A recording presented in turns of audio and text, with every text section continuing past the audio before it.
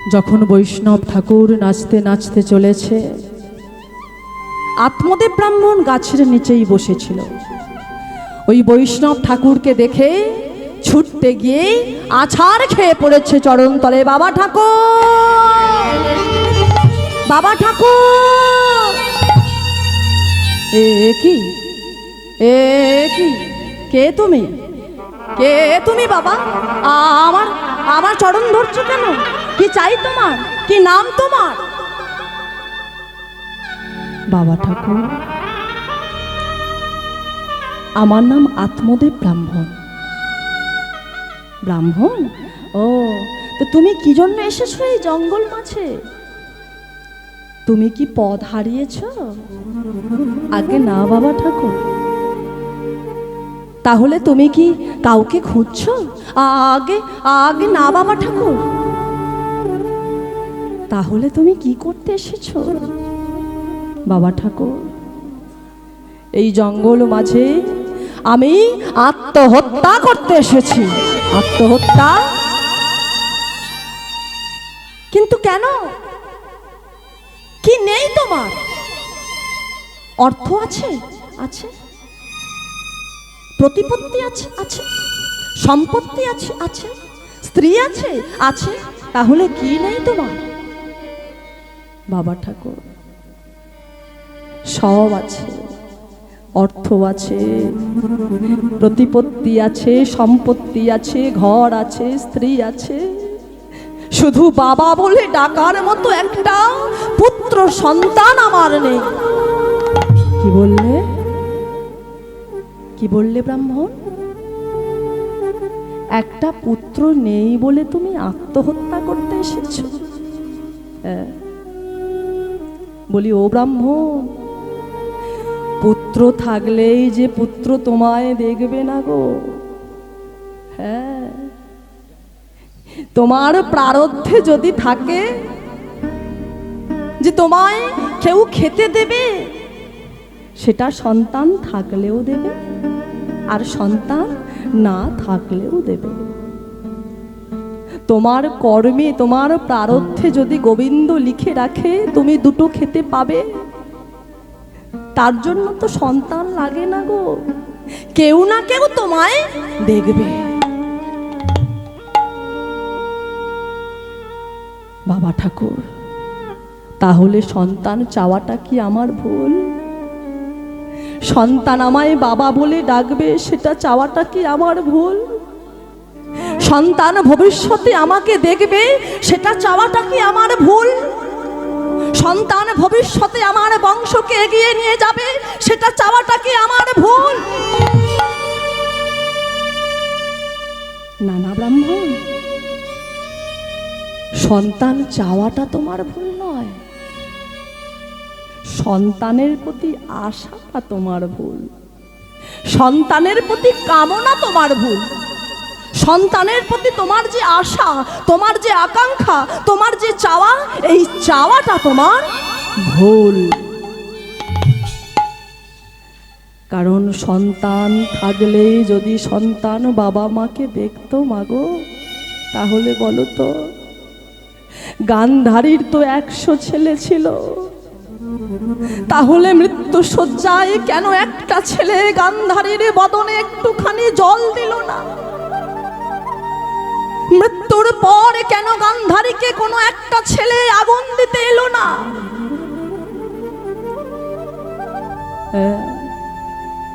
সন্তান থাকলেই সন্তান বাবা মাকে দেখে না।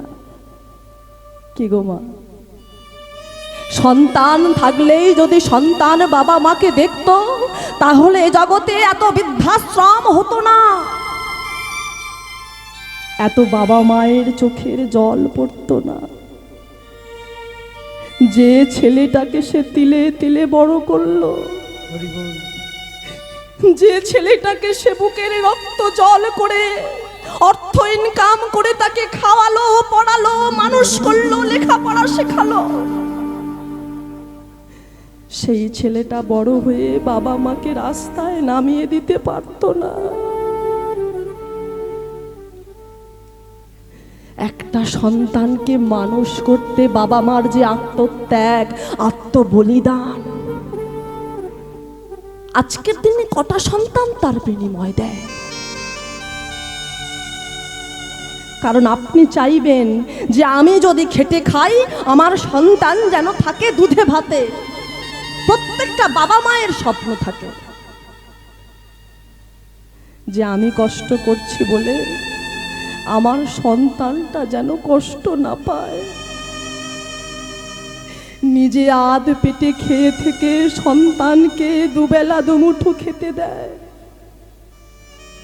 সন্তানের কষ্ট হলে বাবা মার মনে হয় যে পৃথিবী ওলট পালট হয়ে যাক, তবু সন্তান যেন আমার ভালো থাকে।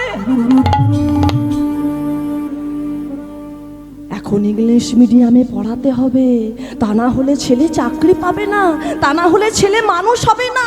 ছেলেকে মানুষ করতে গেলে ইংলিশ মিডিয়ামে দিতে হবে। তাই একবেলা খাওয়া বন্ধ করে সেই অর্থ তিল তিল করে জমিয়ে ছেলেকে বড় স্কুলে ভর্তি করলাম। ছেলেকে প্রবেশ করিয়ে দুটো পয়সা বাঁচানোর জন্য ঘন্টার পর ঘন্টা তপ্ত রোদে দাঁড়িয়ে কাটালাম। সেই ছেলে বড় হলো, মাগো চাকরি পেল, সবার জন্য ঘর হলো, কুকুরের জন্য ঘর হলো, কিন্তু মায়ের জন্য একটা ঘর হলো না। আজকের দিনের সন্তান এরা।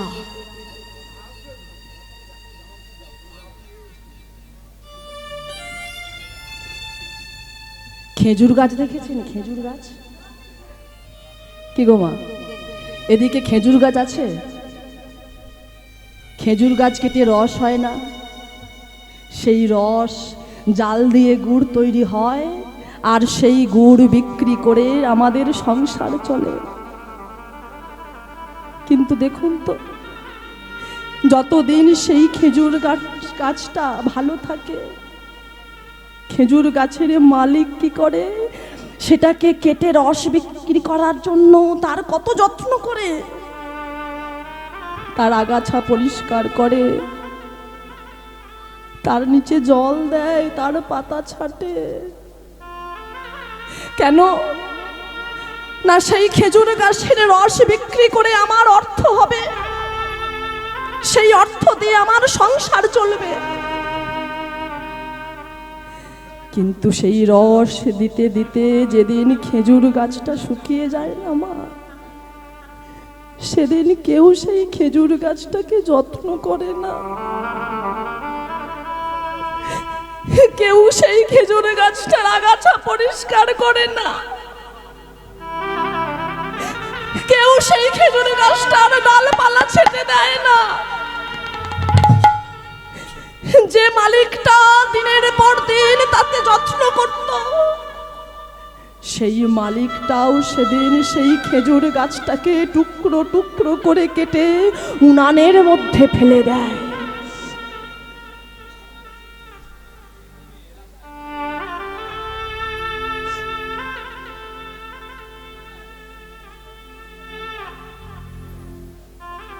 আমরাও একটা একটা খেজুরের গাছ, যতদিন তিল তিল করে নিজেকে শেষ করতে পারবো, যতদিন তিল তিল করে সংসারের জন্য নিজেকে উজাড় করে দেব, ততদিন সংসার আমাকে ভালোবাসবে।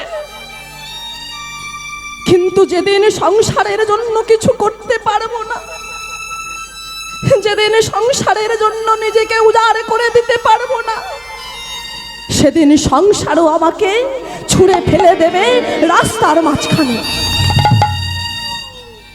এর নাম সংসার। বড় যত্ন করে একটা চারা গাছ কিনেছিলাম, বড় যত্ন করে চারা গাছটাকে আমার নিজের উঠানে রোপণ করেছিলাম। তাতে জল দিয়েছিলাম, সার দিয়েছিলাম, বিষ দিয়েছিলাম। কিসের আশায়? ফলের আশায়, ফুলের আশা, কি গো মা, তাই তো? কিন্তু গাছটা বড় হলো, ফলও নাই আর ফুলও নাই, শুধু কাঁটায় ভরা, যার নাম সংসার। তাই সেই বৈষ্ণব ঠাকুর বলে উঠল, ও ব্রাহ্মণ,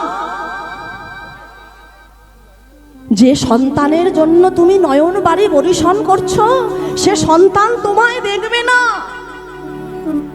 যতখানি চোখের জল তুমি গোবিন্দ চরণে ফেলতে পারোনি, যতখানি চোখের জল তুমি পুত্র বলে কাঁদলে, যতখানি চোখের জল তুমি পুত্র পাওয়ার আশায় কাঁদলে, ততখানি চোখের জল যদি তুমি গোবিন্দ চরণে ফেলতে, তুমি তো কৃপা পেতে গো। হ্যাঁ, তাই বলি ব্রাহ্মণ, ফেলো না, চোখের জল যে বড় মূল্যবান, চোখের জল মাটিতে ফেলো না। যদি ফেলতেই হয় গোবিন্দ বলে কেঁদে ফেলো। চোখের জল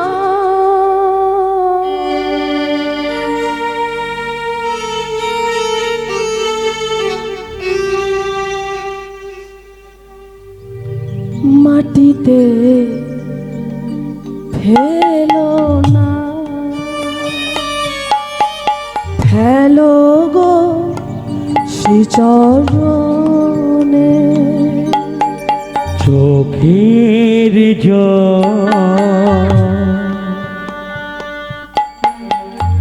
মাটিতে ফেলো না,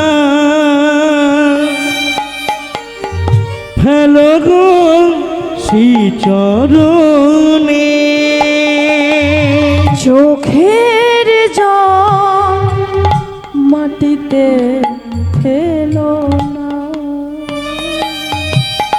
ফেলো গো শ্রীচরণে। চোখের জল মাটিতে ফেলো না, ফেলো গো শ্রীচরণে। ডাকার মতো ডাকলে পরে কৃপা করে দিন, কৃপা করে দিন জনে। ডাকার মতো ডাকলে পারে কৃপা করে দিন জনে, কৃপা করে দিন জনে। চোখের জল মাটিতে ফেলো না, ফেলো গো শ্রীচরণে। চোখের জল মাটিতে ফেলো না, ফেলো গো শ্রীচরণে। ফেলো না ব্রাহ্মণ, ফেলো না, চোখের জল মাটিতে ফেলো না।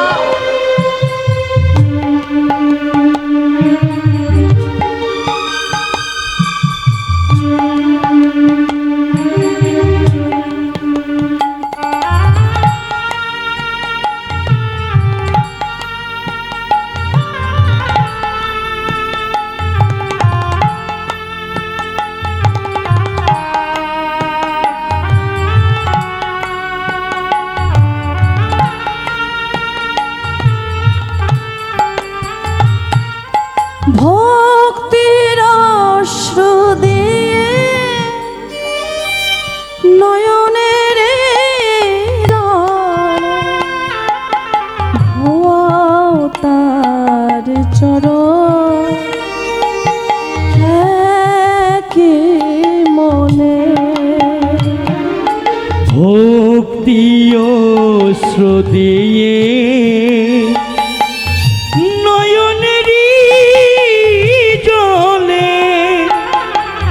ধোয়াও তার চরণ একই মনে ভক্তির অশ্র দিয়ে নয়নের জল ধোয়াও তার চরণ একই মনে ভক্তি অশ্র দিয়ে নয়নেরই জলে ধোয়াও তার চরণ একই মনে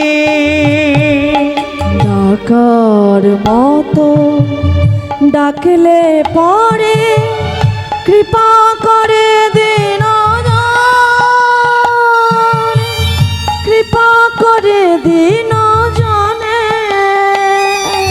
দেখার মতো ডাকলে পরে কৃপা করে দিন জানে কৃপা করে দিন জানে চোখের জল মাটিতে ফেলো না ফেলো গো শ্রীচরণে চোখের তাই জল গৌর মাটিতে হরি হরি ফেলো না ফেলো গো শ্রীচরণে ফেলো গো শ্রীচরণে ফেলো গো শ্রীচরণে জরাধে এত কিছু বোঝাচ্ছে মা, এত কিছু বলছে, কিন্তু ব্রাহ্মণের সেই একটাই কথা, কি পুত্র আমার চাই। তো দেখবেন কেউ ঠকে শেখে, আবার কেউ ঠেকে শেখে। তো বৈষ্ণব ঠাকুর মনে মনে ভাবছে যে তো দুটোই দরকার, ঠেকে শেখারও দরকার আর ঠকে শেখারও দরকার। তাই বলে উঠল, ব্রাহ্মণ তোমার প্রারব্ধে কোনো পুত্র নেই, কিন্তু পুত্রের প্রতি তোমার যে আশা, তোমার যে এত আকাঙ্ক্ষা, তাই আমার কর্ম ফল স্বরূপ আমি তোমায় একটা পুত্র দান করতে পারি। এই নাও, এই যে ফল দেখছো, এটা শুধু ফল নয়, এটা হলো সাধুর কর্মফল। এই সাধুর কর্মফল আমি তোমায় দান করলাম। এই ফল নিয়ে তুমি তোমার স্ত্রীকে সেবা দেবে, আর তোমার স্ত্রী এই ফল সেবা করে তোমার মনোবাঞ্ছা পূর্ণ হবে। এই নাও, এই নাও, এই ফল নাও। তো সেই ফলটা নিয়ে আজ চলেছে ছুটতে ছুটতে কোথায়? তার স্ত্রীর কাছে। ছুটিতে ছুটিতে ব্রাহ্মণ ঘরেতে আইলা, ছুটিতে ছুটিতে ব্রাহ্মণ ছুটে যায়,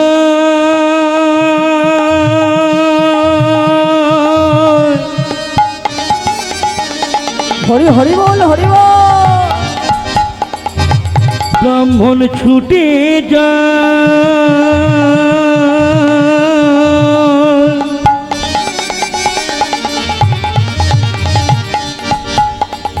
ছুটে যায়,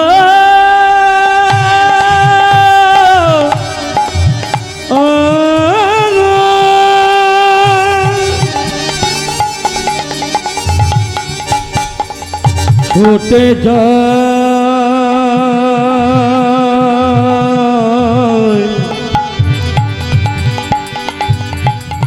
মনের আনন্দেতে হে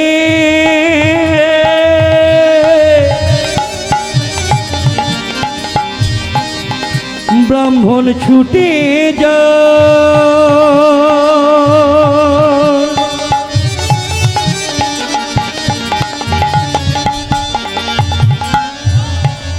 ছুটে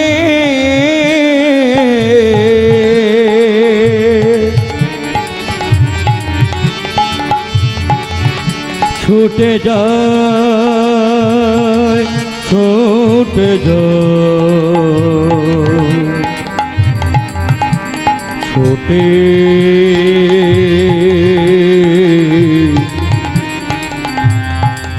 ছুটে যায়। ছুটিতে ছুটিতে ব্রাহ্মণ ঘরেতে আইলা, ছুটিতে ছুটিতে ব্রাহ্মণ ঘরেতে আইলা, সাধুর দেওয়া ফল তখন স্ত্রীর হাতে দিলা, সাধুর দেওয়া ফল তখন স্ত্রীর হাতে দিলা। আনন্দ ধরে না, আনন্দ ধরে না, আনন্দ ধরে না, তাদের আনন্দ ধরে না, সাধুর দেওয়া ফল পেয়ে, আনন্দ ধরে না, সাধুর দেওয়া ফল পেয়ে, আনন্দ ধরে না, সাধুর দেওয়া ফল ওই না হরি হরি হরি বলে, সাধুর দেওয়া ফল পে হরি হরি হরি বলে, মানবে হরি হরি হরি বল। হরি হরি বলে সাধুর দেওয়া ফল পে, হরি হরি হরি বলে সাধুর দেওয়া ফল পে, আনন্দ ধরে না, আনন্দ ধরে না, আনন্দ ধরে না। তো আজকে আনন্দে আত্মহারা হয়ে ছুটতে ছুটতে আসছে, ও ধুন্দলি, ও ধুন্দলি, এদিকে এসো, এদিকে এসো। ও মায়েরা, ধুন্দলি কিন্তু স্বামীর কাছে একদম লক্ষ্মী মেয়ে, একদম লক্ষ্মীমন্ত মেয়ে, স্বামীর কাছে তার মুখ খোলে না। কি হয়েছে স্বামী, না এদিকে এসো, এই দেখো তোমার জন্য কি এনেছি। ও মা, এই ফল কি করব আমি? এই নাও, এই ফল তুমি আজ দুপুরবেলা স্নান করে শুদ্ধ বসন পরে গোবিন্দের চরণ তলে বসে সেবা করবে। আর এই ফল খেলে কি হবে না, আমার 21 বৎসরের প্রতীক্ষার অবসান ঘটবে, আমি বাবা হতে পারবো। তো ফলটা দিয়ে মাগো চলে গেল, কেমন ফলটা দিয়ে চলে গেল। এখন ধুন্দলি ফলটা হাতে নিয়ে গালে হাত দিয়ে বসে আছে। কেন না, ব্রাহ্মণ বাবা হতে চায়, কিন্তু ধুন্দলি সে মা হতে চায় না। এটা কিন্তু ব্রাহ্মণ জানে না। তো গালে হাত দিয়ে বসে বসে চিন্তা করছে যে এবার আমি কি করব। হ্যাঁ, আমি তো মা হতে চাই না, কিন্তু এই ফল আমি কি করব। তো যখন চিন্তা করছে ঠিক সেই সময় দরজা দিয়ে প্রবেশ করছে কে, ধুন্দলির বোন। তার এক হাতে একটা ছেলে আর তার কাঁকালে একটা ছেলে, দুটো ছেলে নিয়ে তে দরজা দিয়ে প্রবেশ করছে। কই রে দিদি, কি করছিস এখানে বসে বসে? হ্যাঁ হ্যাঁ, তুই এত চিন্তা করছিস কেন? বলে আর বলিস না রে দিদি, এই দেখ, এই দেখ বোন, এই দেখ তোর জামাইবাবু কি দিয়েছে। দেখো মা, এ তো একটা ফল। হ্যাঁ, জামাইবাবু তোকে কত ভালোবাসে, তোকে ফল খেতে দিয়েছে। বলে ওরে বোন, এ যেমন তেমন ফল নয়, এই ফল খেলে কি হবে জানিস? এই ফল খেলে আমি মা হতে পারবো। বলিস কি রে দিদি, এ তো আনন্দের কথা।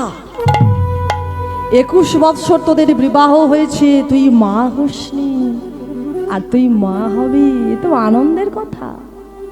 বলে থাম তো, ও তোর কাছে আনন্দ, আমার কাছে নয়। কেন তুই মা হতে চাস না? বলে না, আমি তো চাই না। মা হলে কত রকমের অসুবিধা তুই জানিস? কি অসুবিধা না, মা হলে আমার উদর বৃদ্ধি হবে। ধুন্দলির বোন মনে মনে ভাবছে, মা এমন কথা তো জীবনে শুনিনি। কি গো, পৃথিবীতে যত যত নারী মা হয়েছে সবারই তো উদর বৃদ্ধি হয়েছে নাকি? তোরও হবে, আমারও হয়েছে। বলে উদর বৃদ্ধি হলে আমি ভালো করে খেতে পারবো, ভালো করে ঘুমাতে পারবো, ভালো করে ছুটে পালাতে পারবো। তো দেখবেন কারোর পৌষ মাস তো কারো সর্বনাশ। ধুন্দলির বোন মনে মনে ভাবছে যে এদের দিদির অনেক টাকা, অনেক অর্থ, অনেক সম্পত্তি, এই সুযোগে আমি কিছু নিয়ে নেব। বলে হ্যাঁ রে দিদি, তুই ঠিক বলেছিস। মা হলে কত জ্বালা জানিস, সেই আমাকে দেখ না, আমার হাতে একটা ছেলে, আমার কাকালে একটা ছেলে, বর্তমানে আমি 2 মাসের গর্ভবতী। শোন দিদি, তোকে ভালো পরামর্শ দিই, আমার যখন সন্তানটা ভূমিষ্ঠ হবে, রাতের অন্ধকারে আমি তোকে দিয়ে যাব, আর তুই বলবি আমার ছেলে, ব্যাস, তোকে মাও হতে হলো না, আর তোর কষ্টও হলো না। বলে হ্যাঁ রে বোন, তুই ঠিকই বলেছিস, কিন্তু তোর জামাই বাবুকে কি বলবো? বলে তুই বলবি কেন? তাহলে কি করব বোন? এক কাজ কর, 2 মাস পর থেকে তুই পেটের মধ্যে বালিশ বেঁধে নিবি, আর যত মাস বৃদ্ধি পাবে তত বালিশের আকৃতিটা বৃদ্ধি পাবে। আর যেদিন 10 মাস 10 দিন পূর্ণ হবে, আমার সন্তান যখন ভূমিষ্ঠ হবে, একদিন রাতের অন্ধকারে আমি তোর কাছে দিয়ে যাব, তুই বলবি আমার ছেলে, ব্যাস। বলে হ্যাঁ রে, তাহলে এই ফলটা কি করব বোন? বলে সাধুর কর্মফল, ফলে কিনা জানবি না? এক কাজ কর, তোর বাড়িতে যে গাভী মাতা আছে, তারও তো 20 বছর সন্তান হয়নি, দে তোর ওই সাধুর কর্মফলকে তোর ওই বাড়ির গাভী মাতাকে খাইয়ে দে। নিতাই গৌর প্রেমানন্দে হরি হরি। ফলটা কি করলো? বাড়ির গাভী মাতাকে খাইয়ে দিল, আর 2 মাস পর থেকে পেটের মধ্যে একটা বালিশ বেঁধে নিল। দেখতে দেখতে 10 মাস পূর্ণ হলো, সন্তান ভূমিষ্ঠ হলো, আর ওই ধুন্দলির বনের বর রাতের অন্ধকারে তার সদ্য প্রসবিত সন্তানকে পাঠিয়ে দিল ধুন্দলির কাছে। আর ধুন্দলি কি করলো? একটা কাপড়ে করে কিছু টাকা, কিছু অর্থ, কিছু গয়নাগাটি নিয়ে দিয়ে দিল তার বোনের বরকে। আর এদিকে চিৎকার করে বলে উঠলো, ওগো দেখে যাও, দেখে যাও, আমার সন্তান হয়েছে। শুভ দিনে শুভক্ষণে বিধির বিধানে, শুভ দিনে শুভক্ষণে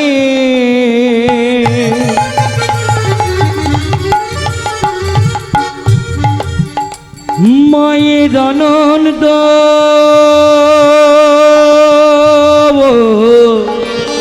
ও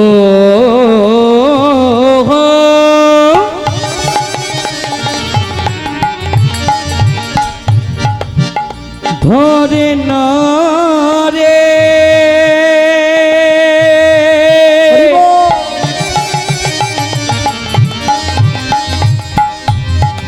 সন্তানকে কোলে পেয়ে মায়ে আনন্দ ধরে না,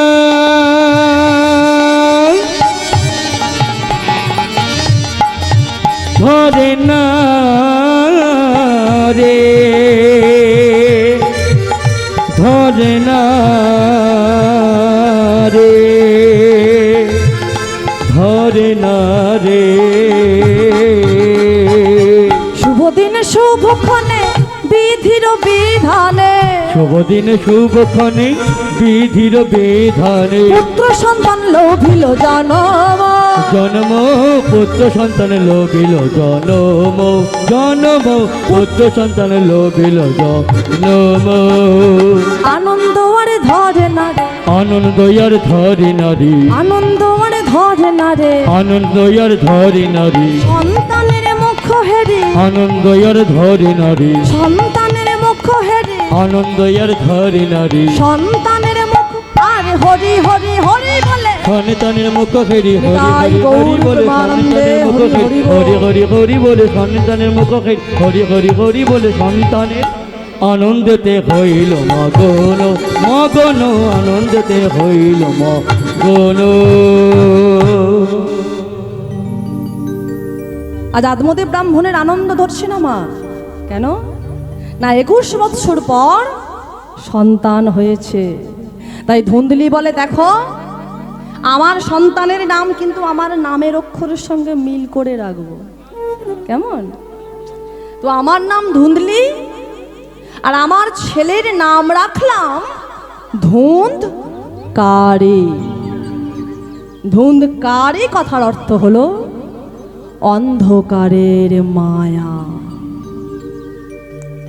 এদিকে মাগো গাভী মাতারও সন্তান হয়েছে, কিন্তু গাভী মাতার সন্তান আশ্চর্যের বিষয়, কোনো গরুর বাচ্চা প্রসব করেনি। গাভী মাতা সন্তান প্রসব করেছে একটা সদ্য প্রসবিত ফুটফুটে পুত্র সন্তান। তার শরীরটা মানুষের মতো হলেও তার কান দুটো ছিল গরুর কানের মতো। তো যেহেতু তার কান দুটো গরুর কানের মতো ছিল, সেহেতু নাম রাখা হলো গোকর্ণ। দুটো ছেলে বড় হচ্ছে, আর এদিকে সন্তানকে কাছে পেয়ে আত্মদেব ব্রাহ্মণের আনন্দ ধরছে না। আহা, সন্তানকে কোলে নিয়ে গোবিন্দ চরণতলে বসে বলছে, দয়াময়, আজ আমার 21 বৎসরের প্রতীক্ষার অবসান হয়েছে।